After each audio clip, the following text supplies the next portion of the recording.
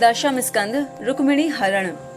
श्री सुखदेव जी कहते हैं, परीक्षित, भगवान श्री कृष्ण ने विदर्भ राजकुमारी रुक्मिणी जी का यह संदेश सुनकर अपने हाथ से ब्राह्मण देवता का हाथ पकड़ लिया और हंसते हुए यूं कहा। भगवान श्री कृष्ण ने कहा, ब्राह्मण देवता, जैसे विदर्भ राजकुमारी मुझे चाहती हैं, वैसे ही मैं भी उन्हें चाहता हूँ। मेरा चित्त उन्हीं में लगा रहता है। कहाँ तक कहूँ, मुझे रात के समय नींद तक नहीं आती। मैं जानता हूँ कि रुक्मी ने द्वेषवश मेरा विवाह रोक दिया है, परंतु ब्राह्मण देवता, आप देखिएगा, जैसे लकड़ियों को मतकर एक दूसरे से रगड़कर मनुष्य उनमें से आग निकाल लेता है, वैसे ही युद्ध में उन नामधारी क्षत्रिय कुल कलंकों को तहस नहस करके अपने से प्रेम करने वाली परम सुंदरी राजकुमारी को मैं निकाल लाऊंगा।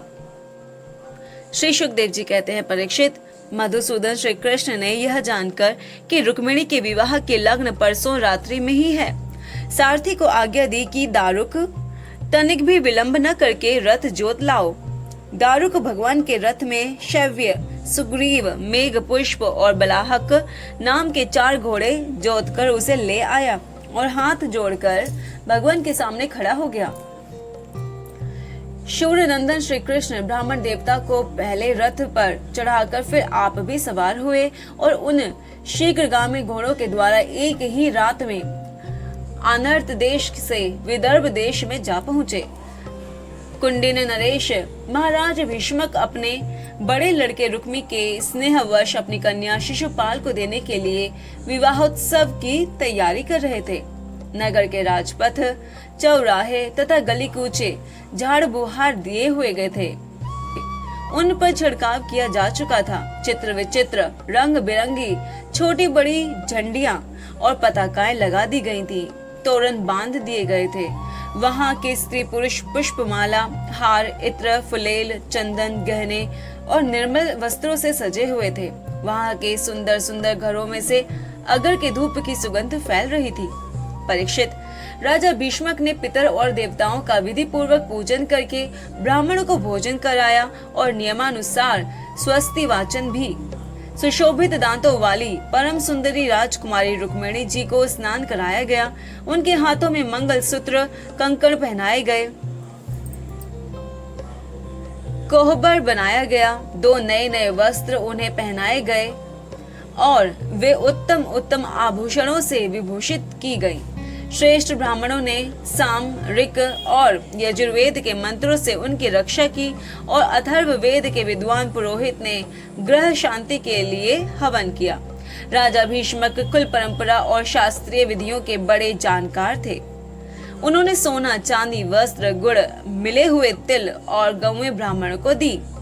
इसी प्रकार चेदि नरेश राजा दमघोष ने भी अपने पुत्र शिशुपाल के लिए मंत्रज्ञ ब्राह्मणों से अपने पुत्र के विवाह संबंधी मंगल कृत्य कराए। इसके बाद वे मद चुआते हुए हाथियों, सोने की मालाओं से सजाए हुए रथों, पैदलों तथा घुड़सवारों की चतुरंगणी सेना साथ लेकर कुंडिनपुर जा पहुंचे।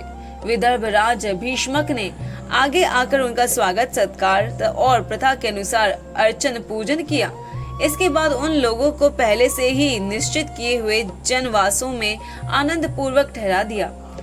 अब बारात में शाल्व, जरासंध, दंतवक्त्र, विदुरथ और पौंड्रक आदि शिशुपाल के सहस्त्रों मित्र नरपति आए थे।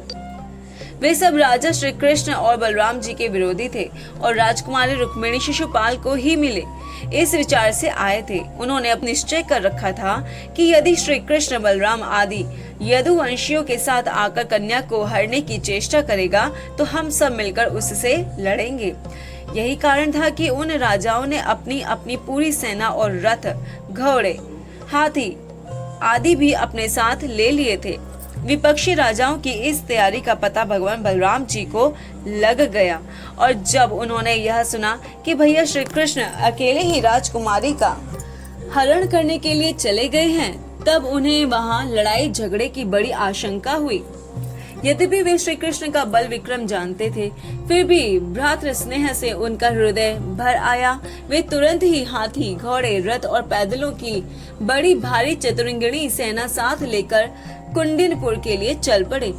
इधर परम सुंदरी रुक्मिणी जी भगवान श्री कृष्ण के शुभागमन की प्रतीक्षा कर रही थी। उन्होंने देखा श्री कृष्ण की तो कौन कहे, अभी ब्राह्मण देवता भी नहीं लौटे। वे बड़ी चिंता में पड़ गई। सोचने लगी, अहो, अब मुझ अभागिनी के विवाह में केवल एक रात ही देरी है, परंतु मेरे जीवन सर्वस्व कमल नयन भगवान अब भी नहीं पधारे। इसका क्या कारण हो सकता है? कुछ निश्चय नहीं मालूम पड़ता। यही नहीं, मेरे संदेश ले जाने वाले ब्राह्मण देवता भी तो अभी तक नहीं लौटे।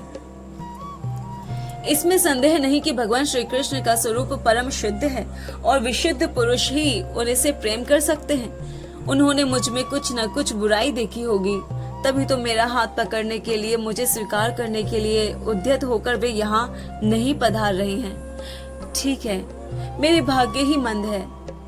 विधाता और भगवान शंकर भी मेरे अनुकूल नहीं जान पड़ते।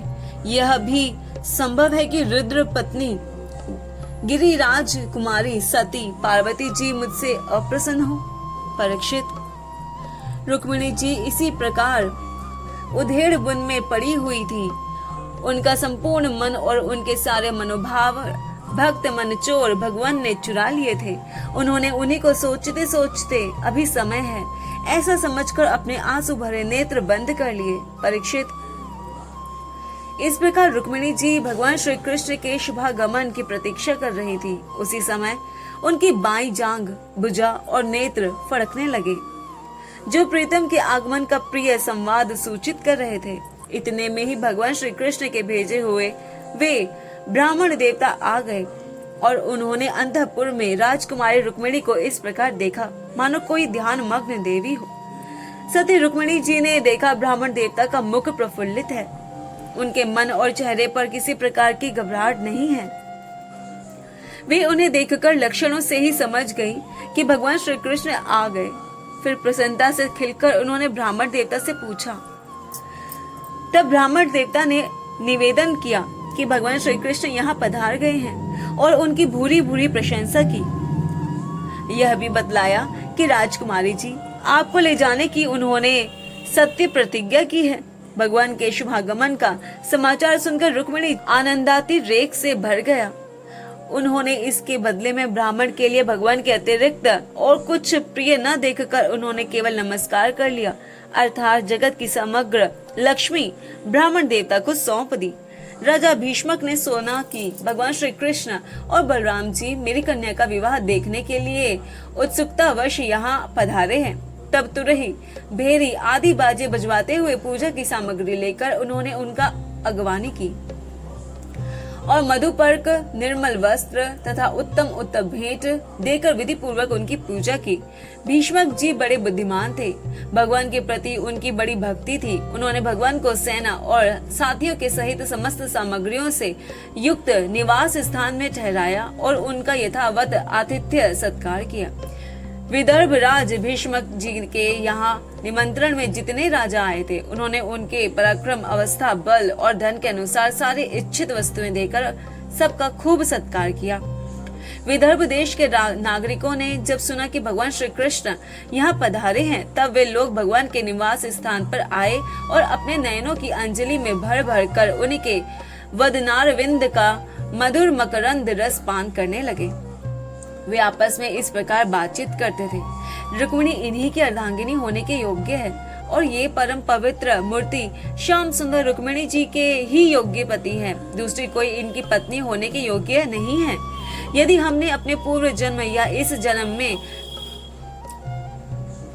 कुछ भी सत्कर्म किया हो तो त्रिलोक विधाता भगवान हम पर प्रसन्न हो और ऐसी कृपा करें कि श्याम सुंदर श्री कृष्ण ही विदर्भ राजकुमारी रुक्मिणी जी का पारिग्रहण करें।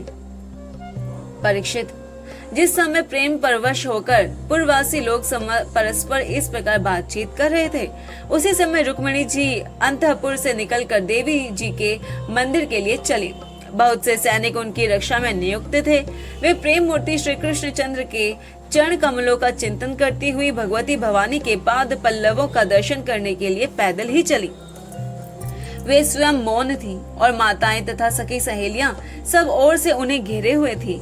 शूरवीर राज सैनिक हाथों में अस्त्र शस्त्र उठाए कवच पहने उनकी रक्षा कर रहे थे। उस समय मृदंग, शंख, ढोल, तुरही और भेरी आदि बाजे बज रहे थे। बहुत सी ब्राह्मण पत्नियां पुष्पमाला, चंदन आदि सुगंध द्रव्य और गहने कपड़ों से सज धज कर साथ साथ चल रही थी और अनेकों प्रकार के उपहार तथा पूजन आदि की सामग्री लेकर सहस्त्रों श्रेष्ठ वारांगनाएं भी साथ थी। गवैये गाते जाते थे, बाजे वाले बाजे बजाते चलते थे और सूत मागध तथा वंदीजन दुल्हन के चारों ओर जय जयकार करते विरध बखानते जा रहे थे। देवी जी के मंदिर में पहुंचकर रुक्मिणी जी ने अपने कमल के सदृश सुकोमल हाथ पैर धोए, आचमन किया। इसके बाद बाहर भीतर से पवित्र एवं शांत भाव से युक्त होकर अंबिका देवी के मंदिर में प्रवेश किया। बहुत से विधि विधान जानने वाली बड़ी बूढ़ी ब्राह्मणियां उनके साथ थी। उन्होंने भगवान शंकर की अर्धांगिनी भवानी को और भगवान शंकर जी को भी रुक्मिणी जी से प्रणाम करवाया। रुक्मिणी जी ने भगवती से प्रार्थना की, अंबिका माता, आपकी गोद में बैठे हुए आपके प्रिय पुत्र गणेश जी को तथा आपको मैं बार बार नमस्कार करती हूँ। आप ऐसा आशीर्वाद दीजिए कि मेरी अभिलाषा पूर्ण हो। भगवान श्री कृष्ण ही मेरे पति हो। इसके बाद रुक्मिणी जी ने जल, गंध, अक्षत, धूप, वस्त्र, पुष्प माला, हार, आभूषण, अनेकों प्रकार के नैवेद्य, भेंट और आरती आदि सामग्रियों से अंबिका देवी की पूजा की। तदनंतर उक्त सामग्रियों से तथा नमक, पुआ, पान, कंठ सूत्र, फल और ईख से सुहागिन ब्राह्मणियों की भी पूजा की। तब ब्राह्मणियों ने उन्हें प्रसाद देकर आशीर्वाद दिए और दुल्हन ने ब्राह्मणियों और माता अंबिका को नमस्कार करके प्रसाद ग्रहण किया। पूजा अर्चना की विधि समाप्त हो जाने पर उन्होंने मौन व्रत तोड़ दिया और रत्न जड़ित अंगूठी से जगमगाते हुए कर कमल के द्वारा एक सहेली का हाथ पकड़कर वे गिरिजा मंदिर से बाहर निकली। परीक्षित, रुक्मिणी जी भगवान की माया के समान ही बड़े बड़े धीर वीरों को भी मोहित कर लेने वाली थी। उनका कटिभाग बहुत ही सुंदर और पतला था। मुखमंडल पर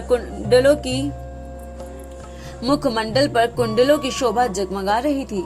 वे किशोर और तरुण अवस्था की संधि में स्थित थी। नितंब पर जड़ाऊ करधनी शोभायमान हो रही थी। वक्ष स्थल कुछ उभरे हुए थे और उनकी दृष्टि लटकती हुई अलकों के कारण कुछ चंचल हो रही थी। उनके होठों पर मनोहर मुस्कान थी। उनके दांतों की पांत थी तो कुंदन कली के समान परम उज्जवल, परंतु पके हुए कुंदरू के समान लाल लाल होठों की चमक से उस पर भी लालिमा आ गई थी। उनके पांवों के पायजेब चमक रहे थे और उनमें लगे हुए छोटे छोटे घुंघरू रुनझुन कर रहे थे। वे अपने सुकुमार चरण कमलों से पैदल ही राजहंस की गति से चल रही थी। उनकी वह अपूर्व छवि देखकर वहां आए हुए बड़े बड़े यशस्वी वीर सब मोहित हो गए। कामदेव ने भी भगवान का कार्य सिद्ध करने के लिए अपने बाणों से उनका हृदय जर्जर कर दिया। रुक्मिणी जी इस प्रकार इस उत्सव यात्रा के बहाने मंद मंद गति से चलकर भगवान श्री कृष्ण पर अपना राशि राशि सौंदर्य निछावर कर रही थी। उन्हें देखकर और उनकी खुली मुस्कान तथा लजीली चितवन पर अपना चित्त लुटाकर वे बड़े बड़े नरपति एवं वीर इतने मोहित और बेहोश हो गए कि उनके हाथों से अस्त्र शस्त्र छूटकर गिर पड़े और वे स्वयं भी रथ, हाथी तथा घोड़ों के धरती पर आ गिरे। इस प्रकार रुक्मिणी जी भगवान श्री कृष्ण के शुभागमन की प्रतीक्षा करती हुई अपने कमल की कली के समान सुकुमार चरणों को बहुत ही धीरे धीरे आगे बढ़ा रही थी। उन्होंने अपने बाएं हाथ की अंगुलियों से मुख की ओर लटकती हुई अलकें हटाईं और वहां आए हुए नरपतियों की ओर लजीली चितवन से देखा। उसी समय उन्हें श्याम सुंदर भगवान श्री कृष्ण के दर्शन हुए। राजकुमारी रुक्मिणी जी रथ पर चढ़ना ही चाहती थी कि भगवान श्री कृष्ण ने समस्त शत्रुओं के देखते देखते उनकी भीड़ में से रुक्मिणी जी को उठा लिया और उन सैकड़ों राजाओं के सिर पर पांव रखकर उन्हें अपने उस रथ पर बैठा लिया जिसकी ध्वजा पर गरुड़ का चिन्ह लगा हुआ था। इसके बाद जैसे सिंह सियारों के बीच में से अपना भाग ले जाए, वैसे ही रुक्मिणी जी को लेकर भगवान श्री कृष्ण, बलराम जी आदि यदुवंशियों के साथ वहां से चल पड़े। उस समय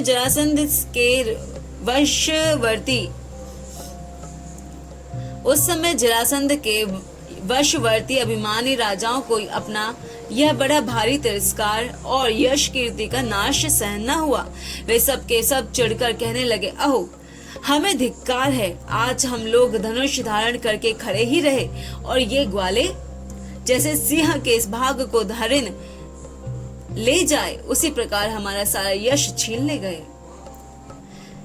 ये ग्वाले जैसे सिंह के भाग को हरिण ले जाए उसी प्रकार हमारा सारा यश छीन ले गए।